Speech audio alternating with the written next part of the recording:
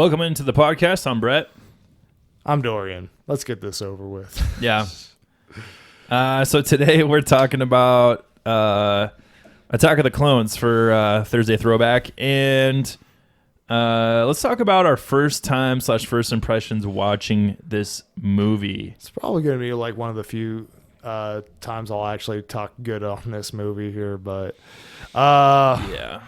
So, long story short, I think I was like maybe, I don't know, roughly 11 or 12 when this movie came out. Somewhere around there, I want to say.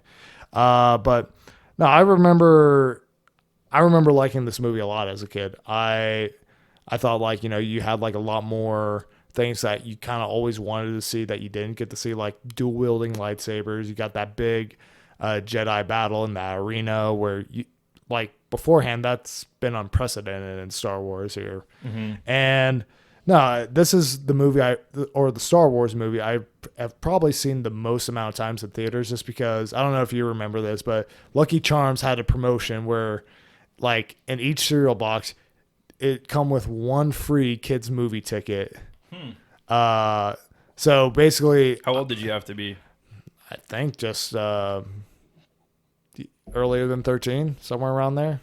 Okay. Yeah. So I used and abused that whole process like so much, like, and yeah, no, it was That's a heck of a deal. no, it is a heck of a deal. I probably saw this movie at least 5 times in theaters. Dang. And I am also like to take this moment to apologize to my family that I had to that I dragged to the theater to watch this movie multiple times, just because what a piece of hot garbage here. My goodness here. Yeah. But anyhow, let's get into your first impressions of this movie here. So I went to theaters, I think with my family, maybe my dad and brother. I can't remember really. I do remember going to the theater though, because it was right after our local theater got like the stadium seating. Oh, okay. And so I know that was a big deal too. I was like, whoa, this is cool. Are you talking about like in this area? No. Or, oh, okay. No way. Yeah. But I just remember being stoked to see Yoda fight in this movie, because you got a teaser in the trailer that he was going to fight. And I lost my mind when he opens up his robe and uses the Force to grab his lightsaber and turns it on. I was like, oh my gosh. I lost my mind when that happened too when I was a kid. Like I thought it was incredible. Yeah. Yeah. And I really enjoyed parts of this movie a lot as a kid.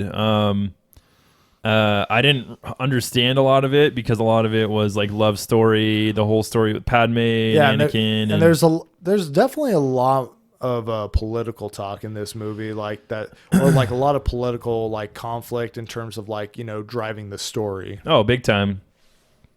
But yeah, I think that was like my first impressions. I liked the movie. I liked seeing Yoda in it. I thought the CGI was cool at the time. Yeah. I mean, that was almost 20 years ago. So yeah, I mean, yeah, no, it's kind of got me thinking, because like obviously, you know, some of the biggest movies of these last couple of years have been Marvel movies, which happen to be pretty CGI heavy. Yeah. But I'm kind of wondering, like, what's that going to be looking like, you know, about 20 years from now? 20 years from now, because especially like that end fight scene in Endgame, like it's super CGI heavy. And so probably not going to look great. Probably not, no. But that's unfortunate. So yeah, let's talk about things we noticed on this rewatch that we didn't pick up on maybe when we were younger watching this. All right. The first thing that stuck out to me was the lightsaber duels are extremely short and nothing like episode 1. I definitely feel like it's a downgrade in this one here, because big time. I mean, there's like, I don't know if you remember this specifically when rewatching this movie, but something that I noticed was like when Dooku and Anakin are fighting. So for one, the dual wielding lightsaber moment, you know, obviously 2 seconds. Yeah. Like I literally timed it 7 seconds. Like, my gosh, like you couldn't have given us like a full minute of that here at minimum. But then it gets even better. So what do they do instead? They do like a bunch of close-ups of like Dooku and Anakin like waving the lightsaber they're not around even the hitting lightsabers. They're literally going whoa, whoa, whoa, like in the darkness, and you see them. Right, you just see their Like this weird face. close-ups of their faces of like Yeah. the lightsabers like just flying in front of their faces. It's so stupid. Yeah, it is dumb. It's so stupid. Yeah. Anakin is way more whiny than I remember. I know he was whiny. I know that. But he's even more whiny in this movie than I could ever remember. I think just because, I don't know, it's like probably like, when you get, more mature and you become an adult, you have less of a tolerance for stuff like that here. Whereas like when you're a kid, like maybe you might have like a little bit more of like a rebellious streak or a little bit more of like angst to like, kind of balance that out or maybe make it more understandable. But yeah, no. He has no filter either. Oh my gosh, no. Like in any sense of the word. No, he does not. Like, Obi-Wan's pretty annoying in this movie. I mean, he's very condescending. Like, oh yeah, he always undercuts Anakin with stuff like, "Yes, my very young apprentice." I mean, like not just "Yes, my apprentice." It's like he'd say something like, "I think my very young apprentice," and then he said, something along those lines. Always trying to like remind him of his place. His place, yeah. But to be fair to Obi-Wan, like if Anakin was my apprentice, I probably, would not be nearly as grace-filled or like as nearly as like tactful, if like you even want to use that word for I would say he's pretty tactful with his chosen vocabulary. Yeah, exactly. No. And then Padme always dresses risque. Yeah. I mean, all her dresses are like open back and then like pushing her stuff up right in front of you. And that is one thing I do remember as a kid, like that one, especially that one dress where like, her and Anakin are having that conversation by the fire. Oh, the black one? Yeah, the black one. Or like the choker. That's weird. I was like, I just remember thinking as a kid, like, that does not look comfortable. Is that appropriate? Like, should I even be watching this? Like, what's going on? Well, even when she wears that white suit where it's like literally skin tight. Oh, yeah. And then she gets it ripped. She gets clawed in the back and the whole like front of it rips off too somehow. Yeah. Somehow. I mean, literally she gets ripped in the back by that creature on Geonosis. Yeah. And the whole front of it gets ripped off too. Yeah, exactly. I was like, wait a second, how does this work? She just wanted to show her tummy. Basically, yeah, but no, that outfit in particular, it does kind of remind me a little bit of Princess Leia's outfit from A New Hope. Oh, it's supposed to. Yeah, for sure. Yeah. What else? What else you got for that? So one thing that I did notice is Anakin likes the idea of the Empire existing before it, or like the idea of the Empire before it even exists. Like he wants a dictatorship, essentially. Essentially, yeah. I mean, which is like, kind of speaks to like Anakin's like level of intelligence. Just not very. No, not very at all. And then Palpatine using like essentially a crisis to like, do a power grab. Pretty realistic here. I mean, big time. Yeah, absolutely. I mean, no, I think that was like actually a well-written plot point here. But and then Jedi, they don't take any fall damage at all whatsoever. Like Anakin jumps like, I don't know, like hundreds of feet to like land on like on a speeder on Coruscant. Like when when he jumps out of the speeder to like and he grabs onto the little ship, right? Which I mean, who knows how fast that thing's going, but he's fine. Yeah. And then like even Mace Windu, when he's like at like that high balcony on the arena, he jumps all the way down, like Well, that's a force power. They can slow them. Sure. They can slow themselves down to be able to take high damage, like fall damage and stuff. Right, but I mean, it was something that was like not really ever like I think specified or made like canon in the movies here, but that's something that's like in like additional like books. Well, I mean they do it in the movies, so sure, yeah. Even in episode 1 when they're I guess jumping off the platforms and stuff. Yeah, I guess so. But you kind of get an idea that they're like, oh, okay, that's they're using the Force to enhance their their physical prowess. Yeah, fair enough. But one thing that I just kind of kept thinking of, like when Anakin saves his mom from the Tusken Raiders here, is that force healing would probably solve every problem or like any major points of conflict in the prequels here, because yeah, well, could have healed force healed his mom. Qui-Gon Jinn, could have force healed his mom, could have force healed Padme and all that. I mean, basically, it's obviously one of those things where it's like, yeah, I mean, this is something that just was recently introduced in Rise of Skywalker, like in terms of like, the movies and like it actually being canon in the movies. But, it's just kind of one of those things where it's like, technically this is supposed to be like a force power that's been known for like a while, I guess. And they just say, we forgot about we that. We don't talk about that Yeah. here. It's cheating. Yeah. So let's talk about how this movie differs from the previous one. Yeah. For me, it's just a much slower pace than episode 1. Really? You think so? Oh, 100%. I would disagree with that here. No, you're wrong. No, I'm all right. No, look at the pacing of episode 1. Mm-hmm. It like the whole middle to, I'd say 2/3 of the Clone Wars. It's so slow. So slow. You mean Attack of the Clones. Okay. So here's why I differ on that opinion. So episode 1, you start out, pretty quickly here. You're thrown right in the middle in the conflict here, and then like once as like they get off Naboo, it pretty much slows down because you're on Tatooine, you're on Coruscant, and then once as you get towards the end, you have like things start picking back up again when they go back to Naboo and they start fighting. Yeah, but at least there's interesting stuff happening. See, I think like with in this movie, because they're actually constantly trying to like find things out and like kind of like get answers, like at least like the stuff with Obi-Wan here, like the plot line with Obi-Wan I think is actually, the plot line's cool, but the way it happens I don't think is executed very well. I mean, I don't think it's like the best, but I mean at least it's like kind of pushing the story forward here. That's the only thing pushing the story forward. No, it absolutely is. Where I think that almost everything that's happening in Phantom Menace is at least pushing the story forward. I mean, to a certain extent, yeah. It's just, I don't know, Phantom Menace's pacing is just very, very weird. It's weird, but it's not slow all the time like this movie is. No, I mean, I would say, the pacing is more consistent, like in terms of like the speed, but like its pacing in Phantom Menace is kind of like all over the place. It'll be really fast and they'll be really slow. Then really fast and then really slow. Yeah, I'm not disagreeing with that. I'm just saying the pace for episode 2 is much slower than episode 1. I mean, I see your point. Yeah. Yeah. I don't know if I necessarily agree with it, but I see your point. Yeah, the dialogue gets worse. So, yeah, I mean, basically, the I Care About You scene that we talked about last week. It's the whole movie. No, it's legitimately stretched across 2 hours. Cringy dialogue. Oh, man.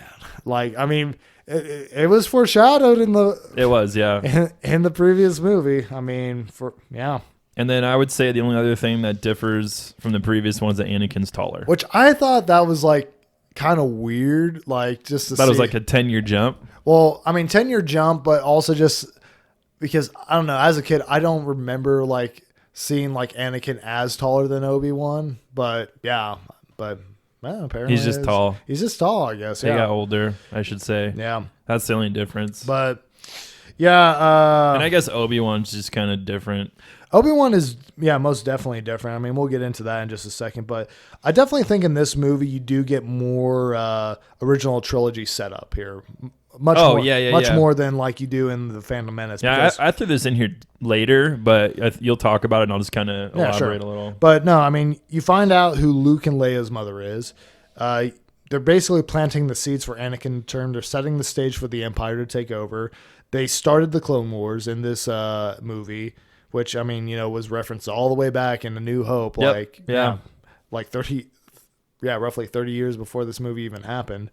And then, plans for building the Death Star, which is a very shoehorned in, plot point for this. It's like, oh, we gotta like just put this in here real quick. And they literally do nothing with this until like after, Revenge of the Sith, where they're actually like Building it, Yeah, building it. Yeah. Yeah, no, it's true. I mean, something like that. I mean, that's where like the Techno Union kind of agreement came in, I'm sure, because they got the super battle droids from them. Right, and yeah. then they're building the ultimate weapon pretty much. I think this movie is a lot of setup. This movie does a lot better job of connecting these movies to the original trilogy. Yeah, I mean, obviously, Revenge of the Sith is the one that actually does bring everything full circle and like does like most of the heavy lifting of like connecting the dots between this trilogy and the original trilogy. But, which I didn't mind that they talked about like the Death Star and kind of shoehorn that in. I actually like that. I thought that was a really cool nod to the originals, and you're like, oh, yeah, this is why all this is happening. Right now. I mean, it's really Dooku was the one that was orchestrating all this stuff to get it to happen for Sidious. Yeah, I don't know. I mean, like just based on like just how the things were paced, because correct me if I'm wrong, but they never really bring up like the plans for the Death Star or anything like that in like the Clone Wars, do they? I don't know. Okay, because I mean, it seems like if they introduced it, like say, like I'm sure they reference it. Yeah, yeah, like maybe early on in like Episode 3, like because with how they like put it in this movie, it makes it sound like, oh, okay, they're like, if you didn't know anything about like Star Wars here or like the original trilogy, you assume that okay, this is going to be like a plot device for the next movie or something like that, or especially given like what's the distance in time, or like the distance in time between like Episode 2 and Episode 3? Is it like 5 years? So let's see. I want to say he's 19 in this movie. Yeah. I think it's 4 years. I think he's 23 in Revenge of the Sith. Okay, so I mean, I don't know. It just seems like if you introduce the Death Star in like the last movie, or like at least like the blueprints for him, it makes a little more sense just because you see it and then it comes to fruition. Whereas like this is kind of like you would expect it to come to fruition like in the beginning of the movie or of Episode 3. But yeah, that's just a minor nitpick, really. Yeah. So let's talk about just kind of maybe a little bit of character development / what we see, what we don't like in these characters in this movie. We didn't talk about as heavily in the last movie because I felt like there wasn't a lot to talk about. No, I mean, like most of the characters in that movie, there's intro, they're not a lot of depth to them. There really isn't, no, and there's not like really a big progression of like characters. Maybe like save for like maybe Obi-Wan, like just his attitude towards Anakin, when he first meets him, to the point where at the end of the movie he actually kind of comes around to Qui-Gon's way of thinking a little bit. Right. Yeah. All right, first up, Anakin, the chosen one. He is the chosen one. Yes, he is. Yes, he is. I would say he's pervy to the max. I honestly, my going theory is George Lucas sat down with rapists and sex offenders and when he was writing Anakin's lines, because these lines are absolutely creepy as everything. Yeah. My God. I think I have some of them written down later, but he likes to share his feelings with no filter, which, based on the novelization of this movie, apparently Padme found this attractive because she's so used to politicians. Yeah. And so this is refreshing for her that someone would just actually share what's going on in their heart. Now, which makes sense, but especially from a girl's perspective. Now, we're both guys. I talked to my wife about this. I was like, so do you think Padme actually liked him the whole time? Or she's like, oh yeah, she was just kind of testing him basically to see where, character qualities and stuff like that. I was like, oh, okay. Yeah. I don't know anything about that stuff because I'm a guy, but yeah.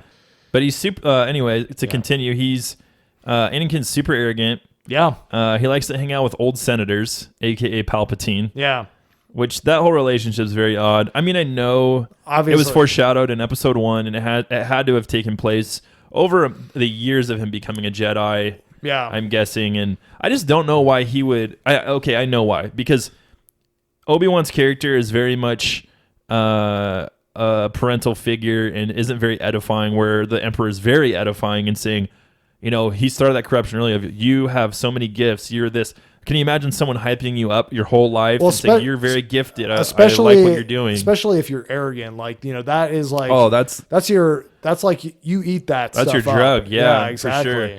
So it makes sense why he turns and why he supports Palpatine, because I mean, essentially, he's been manipulating him the whole time and feeding his ego. Yeah.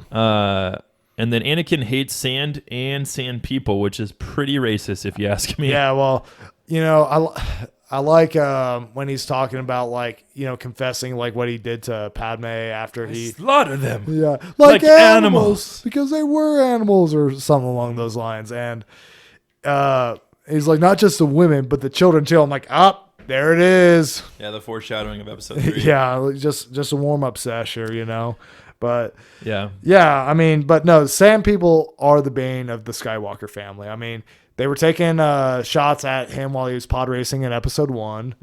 Mm-hmm. Obviously killed Luke's grandma, and also gave Luke some trouble in New Hope here. So yes, they did. I mean, no, they got a history with each other, but no, one of the lines that Anakin says in this movie, which obviously super creepy, super no filter, is when Obi-Wan was talking to him. It was fairly early on in the movie. He's like, you haven't been sleeping much lately. Like, you've been dreaming about your mother, haven't you? He's like, I'd rather dream about Padme or something like that, which, for one, like, how does Obi-Wan just kind of like just brush that off here? Like, well, not even just that, but he kind of even endorses them spending time together because he sends Anakin to be her protector. Yeah. Full well knowing he's super He's got the hots, and to be fair on Anakin's point, I get it, like in terms of like,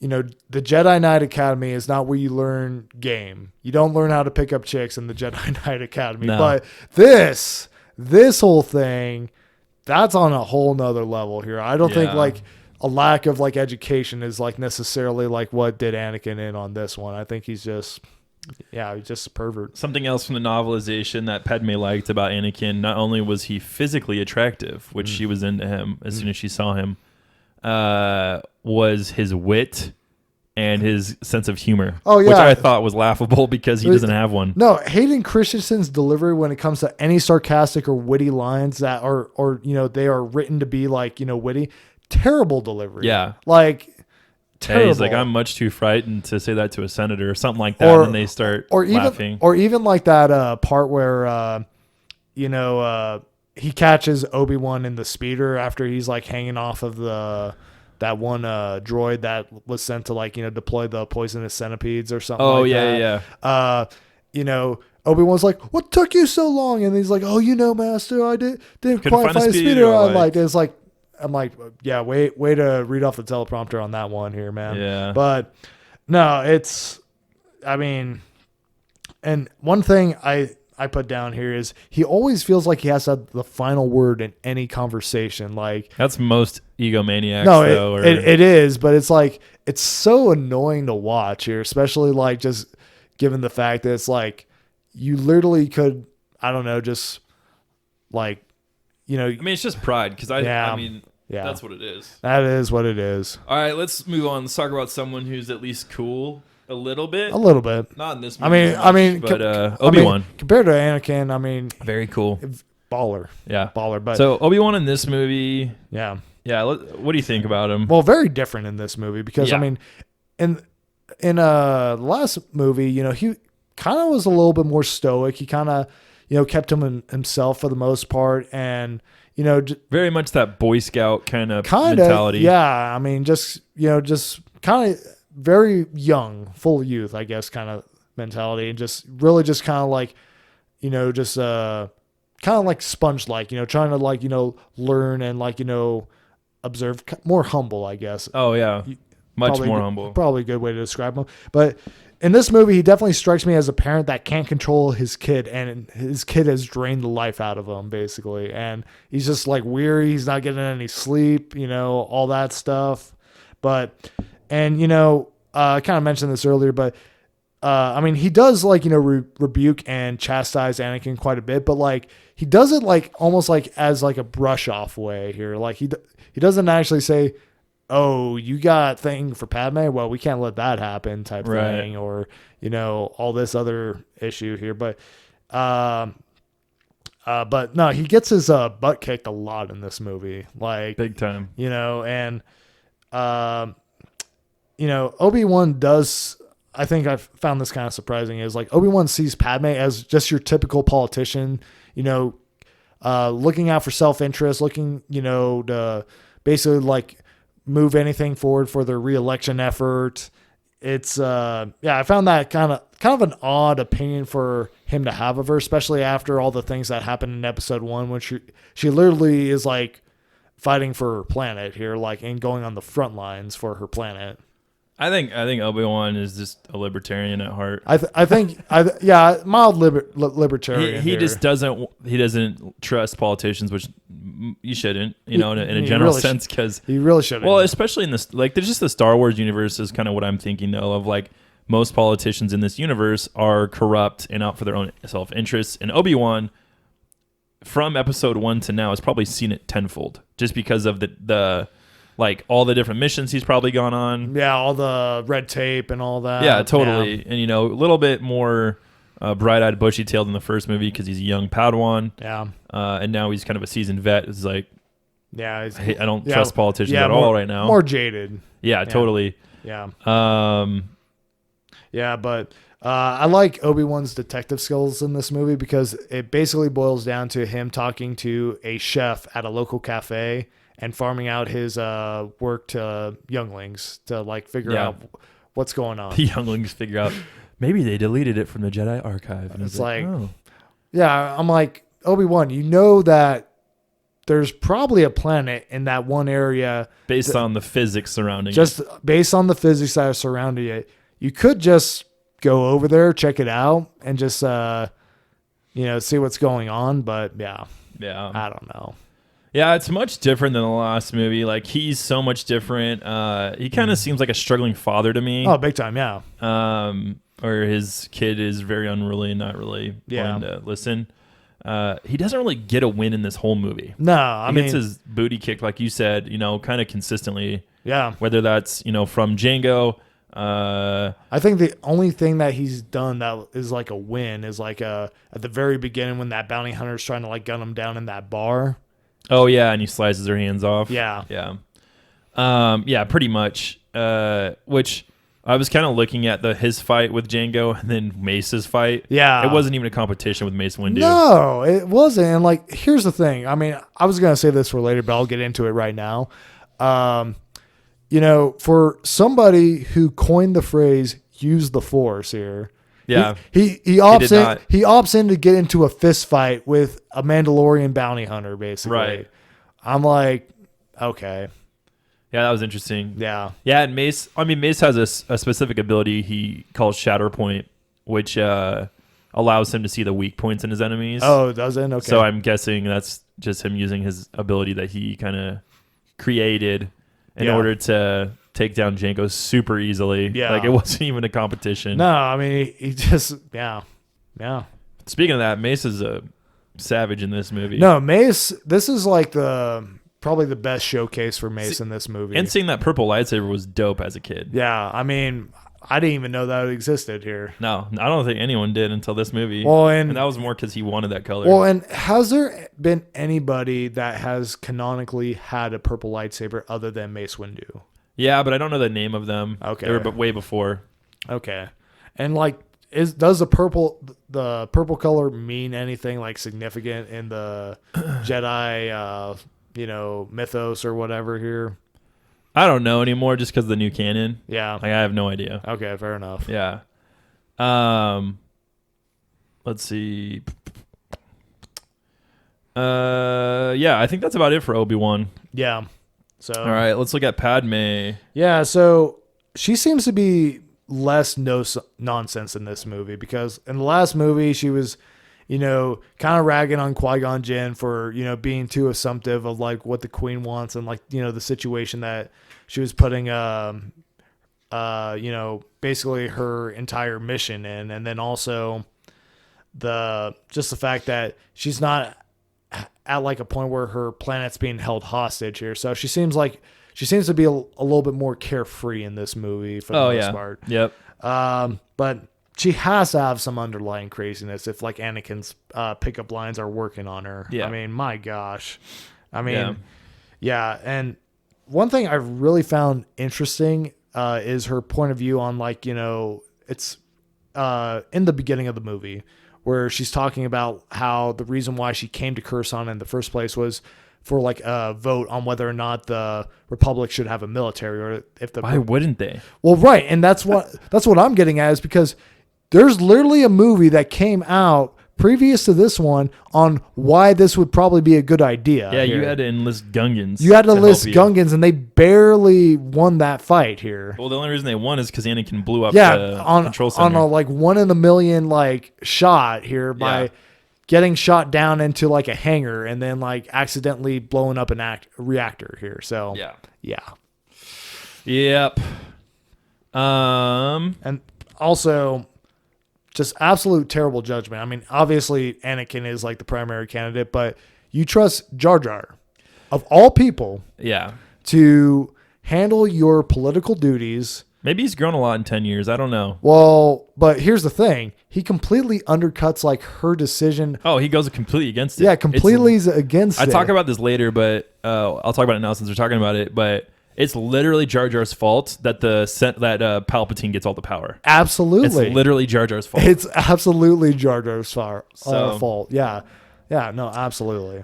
For me, Padme didn't change too much. I understand what you're saying, where when she was in the queen role, she was very much serious. Yeah. Which, side note, is there only queens on Naboo? I don't actually know their political system. I don't know either, but I mean, if that is Pretty sexist. pretty sexist, yeah. But I mean, we need to get the meniness of Naboo to pick it and all that. yeah. And then I was kind of interested why she still had body doubles as a senator. I mean, in this movie, I think they actually kind of justified Because someone was after her. Well, yeah, I mean, and she calls Dooku out from the beginning, which I think is really interesting. Why she would think Dooku was out to get her. yeah, I mean, There's literally nothing that explains that. well, especially like the Jedi were kind of like, No, Dooku's a good guy. He's a Jedi. Like, or he was a Jedi. He was a Jedi. Like, nah, Dooku's just, he's just Dooku, man. Like, Yeah. just leave him alone. He likes to hang out with bug people and just, and do, God knows what. Yeah, so that was interesting. Yeah. So yeah, let's talk about Dooku then. So watching this movie again, I kind of understand like Dooku's role a little bit better, because I always thought of him like as an adult as essentially discount Darth Maul.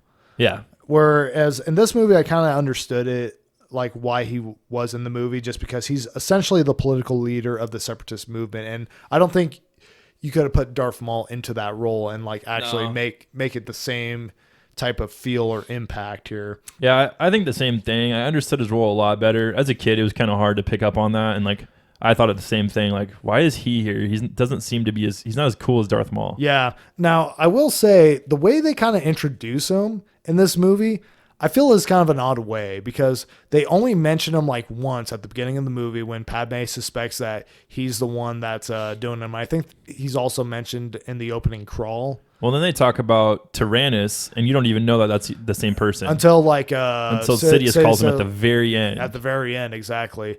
But that being said, it's but no, it just seems like an odd way to introduce a character that's fairly important to the movie here. And and then essentially the way you actually do like physically introduce him is like halfway through the movie, and it's just like Obi-Wan spying on him. And yeah, so it's just kind of like, I don't know, I felt like that was just a weird storytelling choice on that front. Yeah.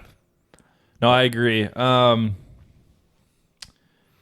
But something that Dooku did that I just don't get was when he was talking with Obi-Wan when he had him in prison. Yeah. He let him know about Sidious, that he's ruling the Senate. Like, why? And did he actually want to destroy the Sith? Like, did he want Obi-Wan to join him and him overthrow Sidious? Yeah, I mean, that whole conversation piece, a lot of unanswered questions, a lot of plot holes in that here. I think part of it, too, is because he was a link to Qui-Gon, and Dooku did have a soft spot for Qui-Gon because he was his Padawan. Right, exactly. And I mean, yeah. Because honestly, I think if Qui-Gon's alive, Qui-Gon might go to the dark side, or at least join Dooku on this crusade to take down. I mean, yeah, it's one of those things where it's kind of hard to really... it's hard to know. It's hard to know, yeah, because, I mean, just based on what we saw in Qui-Gon in Episode 1. I mean, I could see an argument for and I could see an argument against at the same time. Yeah, it was 50-50. Yeah,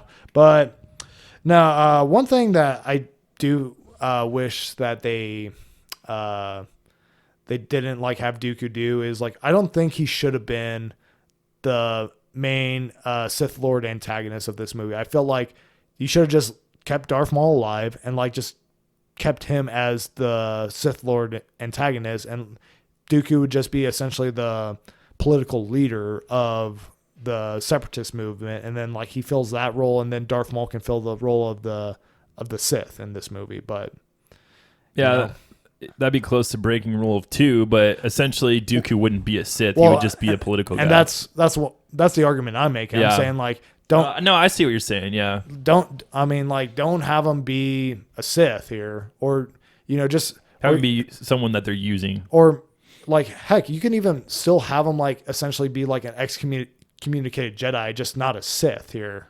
Yeah. I don't know. All right, let's talk about the best parts, which is probably the shortest part of this whole thing. Pretty few and far in between here. For me, the fight scenes are a bit better, even though short. Now, when you say fight scenes, are you talking about like just the general fight scenes that like happen throughout the movie, or yeah, lightsaber and non-lightsaber. Yeah, no, I will say that they are better than like episode 1's.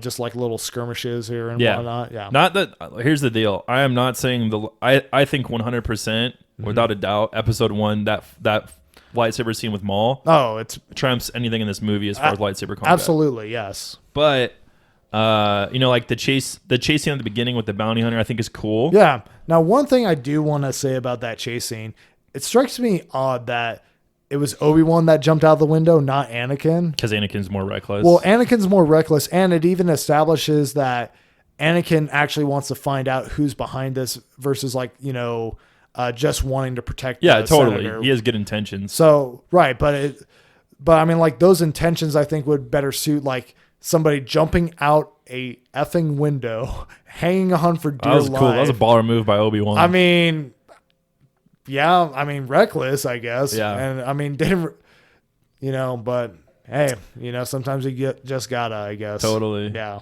Yoda, I like a lot in this movie. Yeah, I mean, no, I still think the Yoda fight holds up well. I know there are people that do criticize Yoda being like, an agile ninja and, fighting with a lightsaber, just because in the original trilogy, you just have him as this dude who's just like really attuned with the Force and like really powerful with just the Force here. Right. But you do see that in this movie. Yeah. But, I don't know. I still like Yoda being able to be like, just jumping all around, just, slicing things up and all that. Yeah. Yeah. Mace's lightsaber. Mm-hmm. Dope. Yep. That gold plated like hilt he has, and then the actual lightsaber itself. It's blinged out. Yeah. I love his line where he takes his lightsaber out and he holds it to Jango. He's like, "Party's over." Yeah. I thought that's the best line in the movie. It probably is, and not to mention, pretty baller line for a Jedi of all people. Yeah. Here. They don't get like many zingers. No. Yeah. Especially in this movie. Yeah. Ultimate weapons reveal, the Death Star. I did like that shoehorn, even though it was a shoehorn. I still liked it. Yeah. Yeah, and like all the other stuff. We see a lot of planets in this movie. Yeah. We come back to a lot of planets. Yep. So like world building and stuff is still good, like it was in the last movie too. Yeah. No, I think. I mean that's like one of the main things I like about this movie is I think this is the best showcase for Coruscant in this movie. We get to see a lot more of the planet. We actually get some action scenes that involve the planet. Kamino is a cool planet. Yep. Just always raining. It's kind of like water. Yeah, water-based. Yeah. Geonosis is a cool planet too. I mean, probably not as cool as those first two, but still holds its own. And the creature fights in the arena, I think actually hold up fairly well. I mean, this is definitely where the CGI budget went. That, yeah. I mean, because they actually move fairly realistically, have like little quirks about them. And I think CGI by and large holds up. Yeah. Yeah, totally. All right, let's talk about things that surprised us on this rewatch, both the good and the bad. Let's be honest, it's all bad. I would say most of it, yeah. Yeah. I think something that surprised me was how much I actually dislike Anakin and Obi-Wan. Yeah. Now, I like Obi-Wan. I think he's the best part of the prequels. But in this movie, I was just like, this guy's annoying. I would hate him as my master, I feel like. Yeah, I mean, well, yeah, and again, it's like, But we don't know a lot of what happened between him and Anakin. I do give him a little bit of, a little bit of a benefit of the doubt, just because, like, again, if I had to train Anakin, I'd be pulling out my hair. Yeah. Yeah. And then something else I didn't really like was how short the good parts are. Meaning, Yeah. lightsaber fights, dialogue pieces, all that stuff. All it happens in really short snippets. Yeah. Yeah, it was just really weird. I remember the lightsaber battle, especially the one between Dooku, lasting a lot longer. Yeah. It was not long at all. No, it really wasn't. Even like the Jedi arena battle is not very No, it's not long. very long. Yeah. A couple scenes and that's it. Yeah. But I got probably a more extensive list than you do here, but Yes. so when they're on Naboo and then they have that kiss, right? And then Padme backs away from it. Yeah. Says, It's okay, like, I shouldn't have done I shouldn't have done that. We need to be platonic, blah, blah, blah. That literally lasts for 5 seconds. And then they're back to flirting hard with each other again here. It's just like, Yeah, I would be interested to see how long they're actually on Naboo for with each other. I don't know how long it is. yeah, But when I was talking to my wife, she was kind of like, she's just kind of testing him. And maybe there was a thought of thinking through their positions in public service. She talks about it later, like, you're a Jedi, I'm a senator, we're committed to our jobs. Her emotions got the better of her, essentially. 100%. And then she eventually gave in to them because Anakin was using the Force on her. Yeah. That's my theory. I mean, it makes more sense than just, than,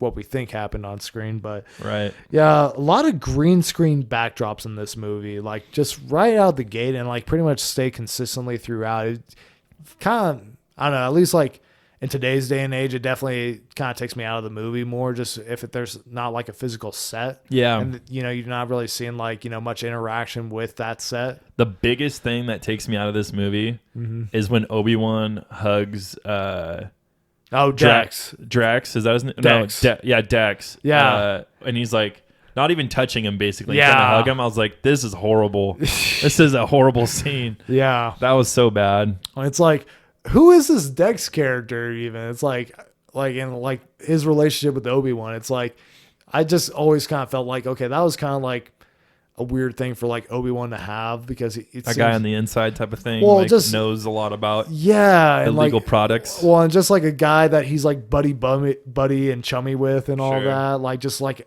a regular human being, just given how, maybe he just likes that diner a lot. I mean, I guess, I don't know, but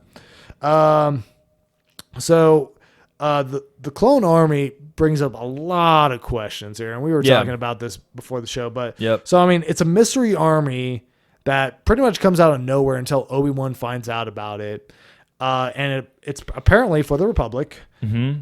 The Jedi have no idea where it came from. Like, no. they check into like, what the actual source is, which is, in this case, it's supposed to be Master Sifo Dyas, which we don't even know who that is. And like, for these movies, a little bit about him, not from these movies at all. Yeah, not like, at all. Just by name.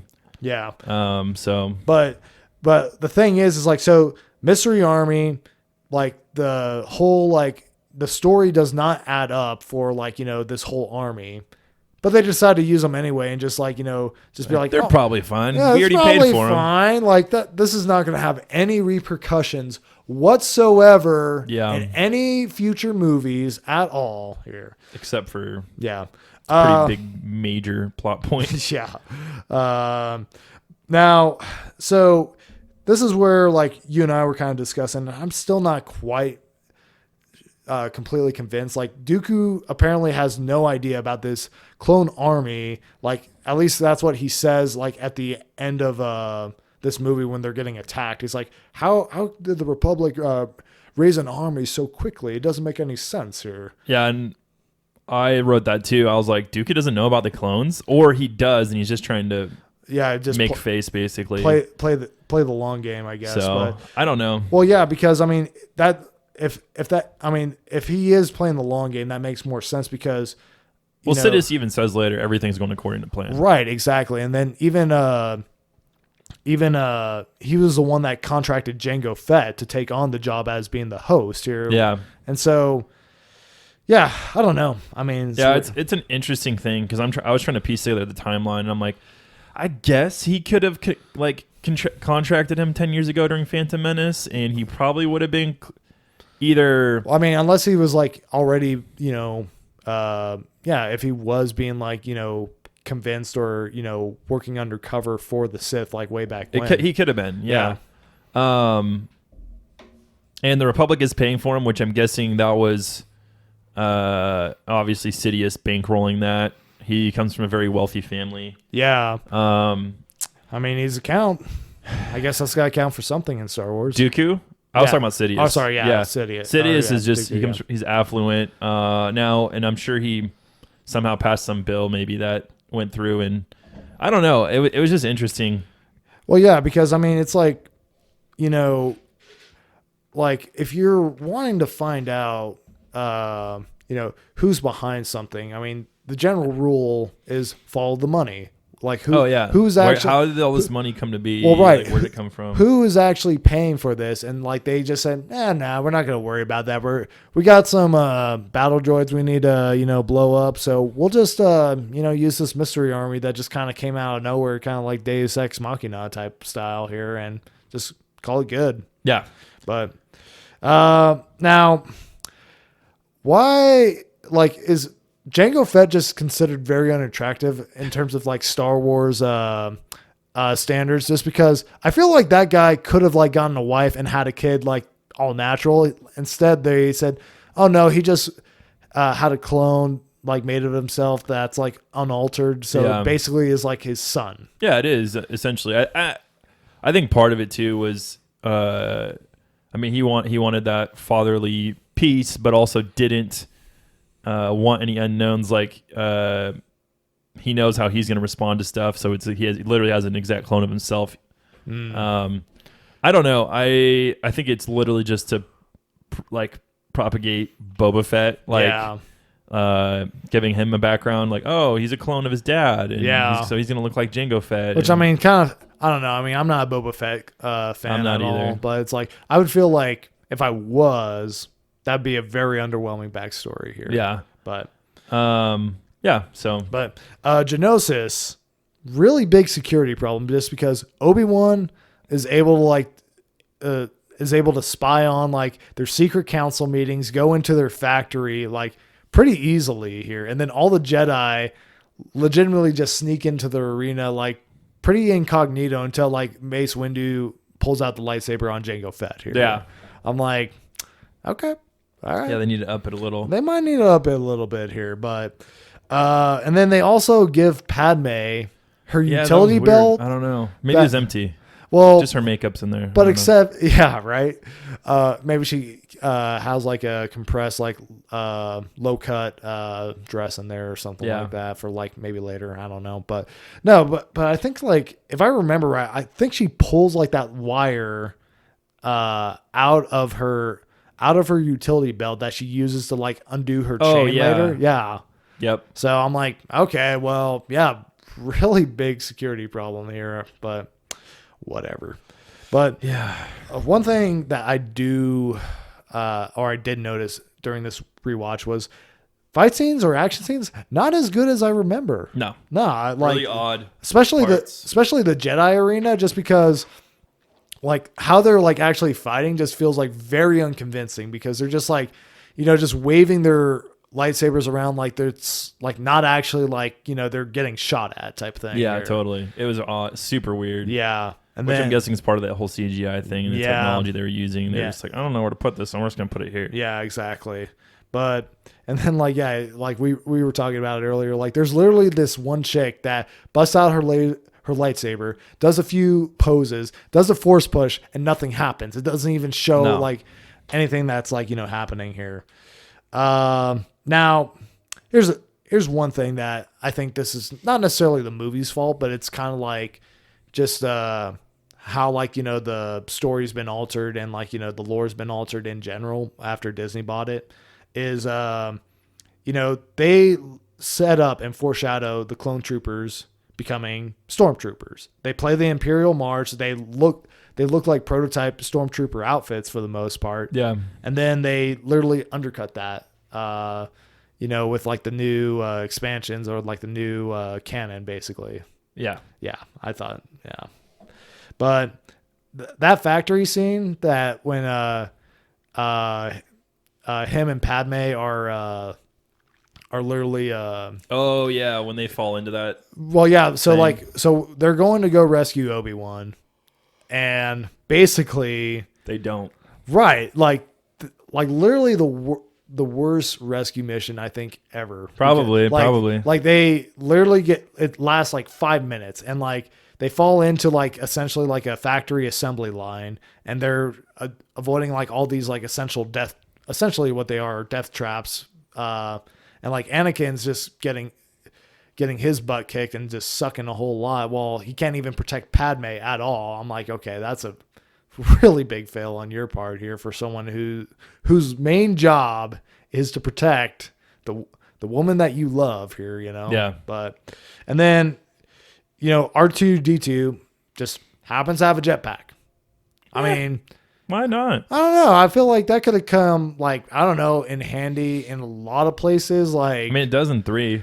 he He lights that fuel on fire. yeah, and then like, I don't know, like in the original trilogy, like when the maybe it was broken or something. yeah, Maybe it didn't have any fuel. I don't know. And then 3PO getting his body swapped with like a droid and all that. Just plain stupid. I mean, it allotted for some good puns. I mean, this is a drag when his head's getting dragged behind. I'm I'm beside myself when his head's literally getting like reattached. Like that's like some low hanging fruit that they're picking off that tree. Like I mean, that's why they're in those movies, is to make puns, basically. Basically, yeah.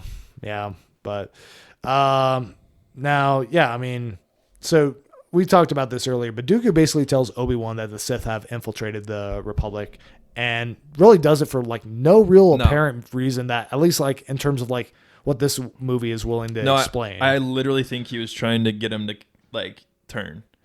That's the only reason he would be telling Obi-Wan that. Yeah, but I mean, or to make him fearful. I don't know. Well, and that's the thing. It's like, because he literally tells him like, we will destroy the Sith. It's like, if that is like honestly true, and like Dooku is actually like offering you to like, I don't know, kind of take down essentially what is like your existential enemy. I mean, it kind of seems like something that you would at least have to consider here or something like that. But he just says, oh no, I just don't believe you here. And then, and especially Obi-Wan of all people, says he doubts, or has like a suspicion of like, politicians and all that. And like with all the suspicious stuff that's been going on with the clone army, how does he not like, or just kind of brush this whole thing off here that, Dooku literally told him like, hey, a politician is like this, like being controlled. Like the biggest secret and the big plot twist or plot reveal of the next movie, I'm telling you right here, right now, this is what's going on. And he's like, nah, I ain't got time for that. Yeah, no. Well, other things that surprised me, I guess, were, Anakin's manipulation of Padme, not like even like where he's like putting blame on her for him for his suffering feelings. and his feelings. I was like, dude, shut up. Like, no, for real. Be a man about it. But way more forceful than I remember. He should be locked up. Mm-hmm. And on a whole separate note, Owen Lars is played by Joel Edgerton. Yeah. Which I thought was interesting. I was like, oh, okay. Yeah. I mean, sure, why not? Why not? Well, we talked about that. Let's see. What did the Sand People want with Shimmy Skywalker? I don't know. I think it was just. I think it's just Sand People just doing what they do here for the most part. Here, I mean, like Raiders, basically. Raiders, yeah. I mean, obviously we don't get to see like exactly what they do with their captives and all that. I mean, or like, what purpose they're serving. Because I mean, after, in A New Hope, after Luke encounters them, like they drag, his unconscious body to his speeder. I mean, obviously they were planning on doing something with him here. Yeah, I don't know. It's a weird thing to think about it. It's like, I mean, well, they just wanted to capture her for no reason. yeah, I mean, no, it doesn't make much sense, but I mean, it's just the writing. I think for the most part, they just wanted a reason for Anakin to like, see his mom one last time before she dies here. Yeah. Yeah.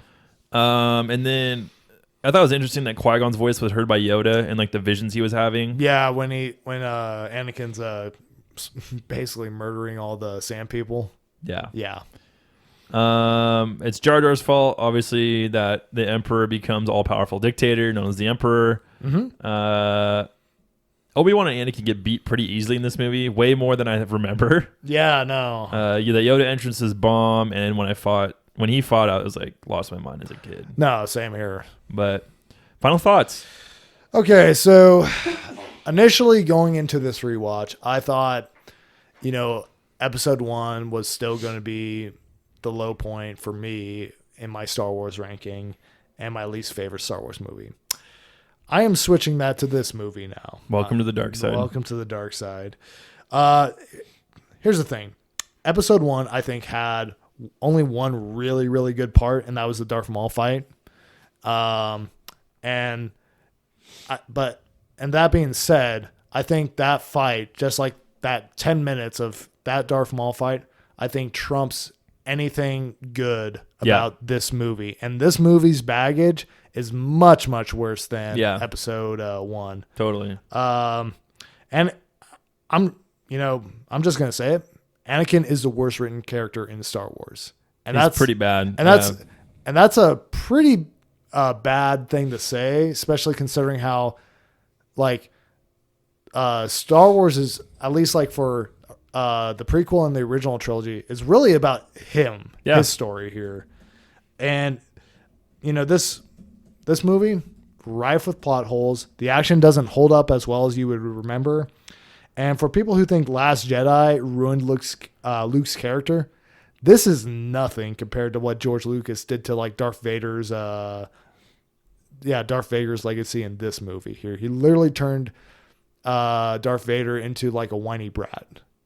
Yeah. And I mean, honestly, Star Wars Christmas Special may even be better than this movie. I don't know. So whoever was in charge of the casting department failed miserably, because I'm looking on Looper right now as far as people who were gonna play characters and didn't end up playing them. Oh, really? Or who were rumored to. Yeah. So this one's hilarious. Okay, let's see. Michael Jackson as Jar Jar Binks. What? Yeah.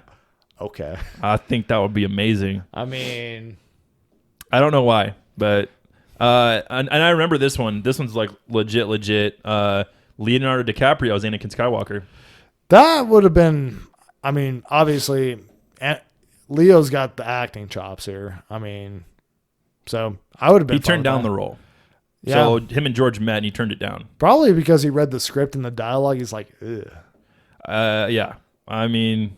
Well, plus Leo likes to star in like, movies that really like sell his acting chops here for the most part. He didn't want to be in the spotlight, I guess, is what the reports were saying. And that's the same. He turned down the role as Robin in Batman Forever. Oh, really? And he turned down Peter Parker for Spider-Man. Really? Interesting. Those movies could have all been much better if he did it. Yeah. No, it could have been. Christian Bale. As Anakin? Yeah. Wow. Apparently. I mean, I'm glad he didn't, probably because he probably wouldn't have been in Batman Begins or any of the Dark Knight trilogy movies if he took that role on. Yeah, probably not. Bill Murray was in the running to play Han Solo. Like in the original trilogy? Yeah. And then Colin Hanks also as Anakin Skywalker was rumored around that time. Oh, okay. I know Kurt Russell was... Tupac Shakur as Mace Windu. Yeah. Yeah. But no, I know Kurt Russell was did audition for the role of Han Solo like way back when. I think Al Pacino did too. Really? Yeah. Oh, wow. Interesting. Yeah, that's weird.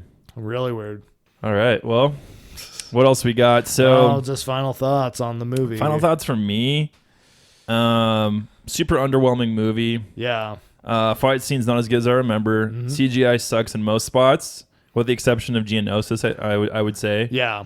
Movie is slow as molasses, and whoever writes this crappy dialogue should have been fired a long time ago. Yep. The whole "I've been dying a little each day you came back into my life." Padme is pretty crazy, and Obi-Wan is patronizing. I'd be annoyed by him too. Yeah. Worst Star Wars movie so far, and probably of all time. 5 out of 10. Yeah. No, I mean, again, it's like I somewhat understand why people really bag on Last Jedi just because it's newer and that movie's so much better than this movie. Oh, yeah, no, so much better. I mean, because the thing is like I think the major complaint that I hear about Last Jedi is they completely ruined Luke's character. Luke kind of, comes back towards the end of the movie to how he once was, and then also especially in Rise of Skywalker, you get the Luke Skywalker you've been expecting to pop up in, Last Jedi here. But no, it's like if you're talking about like, people ruining characters, so this movie ruined Darth Vader. There's just no getting around it. Yeah. Yeah. Well, that's it. Thank you guys for listening. We greatly appreciate it. Check us out on our social medias. And remember, everyone's a nerd about something.